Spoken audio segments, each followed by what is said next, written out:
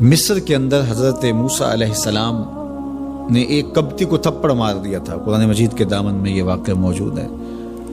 تو آپ کی جلالت اور آپ کے زور کی تاب نہ لاتے ہوئے وہ وہیں ڈھیر ہو گیا اور اس کی موت واقع ہو گئی۔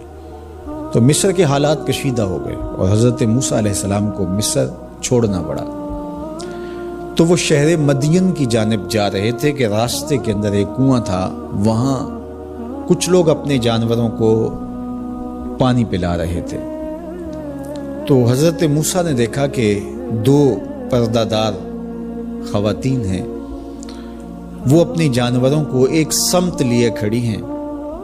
سمجھ گئے کہ مردوں کے ہجوم میں آنا نہیں چاہ رہی، ان کا حیا مانے ہے۔ تو آگے بڑھے اور ان کے جانور ہانکے اور ان کو سیراب کیا اور پھر ان کی جانب ہانک دیے۔ وہ واپس گئیں اور اپنے والد بزرگوار سے کہا کہ ایک سالے نوجوان جس کی آنکھوں میں شرم و حیا تھا، اس نے ہمارے ساتھ یہ مہربانی کی۔ تو ان کے والد گرامی نے کہا کہ جاؤ اس کو بلا کے لاؤ۔ قرآن مجید میں اس کا ذکر کیا گیا، فجاءتہ احداہما تمشی علی استحیاء، ان میں سے ایک خاتون حیا میں سمٹی ہوئی حاضر ہوئی۔ اس نے کہا کہ ہمارے والد گرامی آپ کو بلاتے ہیں، آپ نے ہمارے ساتھ جو مہربانی کی ہے اس کا وہ اجر دینا چاہتے ہیں۔ تو حضرت موسیٰ علیہ السلام ان کے ساتھ چلے گئے، اور جب گئے تو یہ گھر تھا حضرت شعیب علیہ السلام کا، اور یہ صاحبزادیاں حضرت شعیب علیہ السلام کی تھی۔ تو اس خاتون کا شرم و حیا کے ماحول میں حضرت موسیٰ علیہ السلام کو یہ کہنا اور چل کے اس انداز سے آنا، قرآن نے اس کی حکایت بیان کی ہے۔ تو خدا کو پسند ہے کوئی خاتون حیا کے ماحول میں آئے تو اللہ اس کی آمد کو اور اس کے آنے کو قرآن کا عنوان بنا دیتا ہے، اور قرآن کی حکایت بنا دیتا ہے کہ جو خاتون حیا کے جوہر کی مالکہ ہو وہ اللہ کو کتنی اچھی لگتی ہے۔ اللہ اکبر۔ حضرت نبی اکرم صلی اللہ علیہ وآلہ وسلم کا فرمان حیا کے حوالے سے، الحیاء من الایمان، حیا ایمان سے ہے۔ تو جتنے بھی ایماندار لوگ ہیں وہ پھر حیا کے جوہر سے مزین ہوں گے، مالا مال ہوں گے۔ آپ دیکھ لیجئے، سب سے بڑے ایماندار تو میرے اور آپ کے آقا مولا ہیں، اور حضور کمواری لڑکی سے زیادہ حیادار تھے۔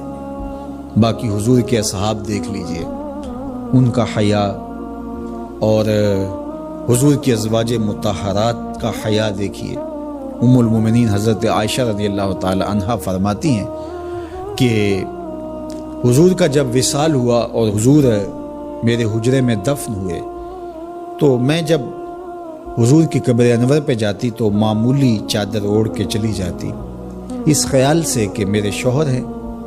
پھر حضرت ابوبکر صدیق رضی اللہ تعالیٰ عنہ کا وصال ہوا تو وہ بھی ساتھ دفن ہو گئے، تو میں پھر بھی اسی حالت میں جاتی، اور میں سوچتی کہ ایک میرا شوہر ہے اور دوسرا میرا والد ہے۔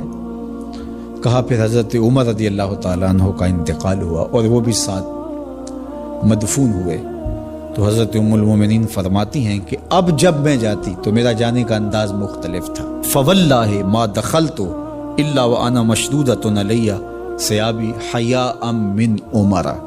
کہا اب جب بھی میں جاتی تو خوب اوڑھنی اوڑھ کے اور چادر لے کے جاتی، مجھے عمر سے حیا آتی۔ یہ ام المومنین کا انداز زندگی ہے۔ مخدرات اسلام کو اس سے سیکھنا چاہیے۔